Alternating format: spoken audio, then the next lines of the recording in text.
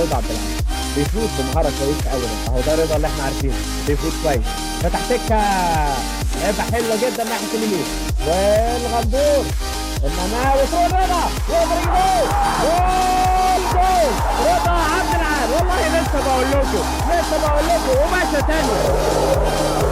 ايمن منصور يشوف بجنبه الهدف الاول لنادي الزمالك في دقيقه 41 من وظيفه من ايمن منصور. من ناحيه الشمال وفينيكس تحرك سليم.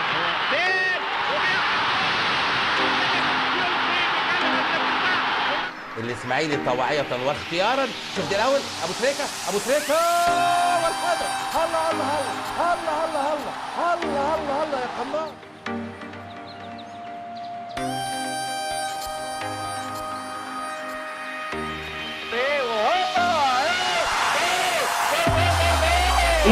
وابراهيم على طول الكره العرضيه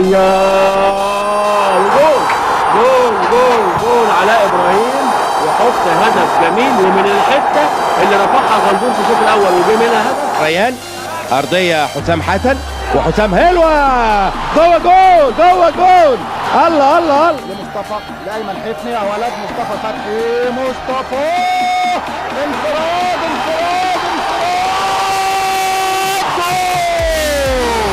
وطالع له بيبو يحطها لبيبو 1-1.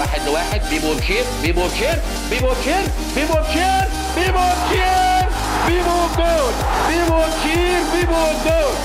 بشير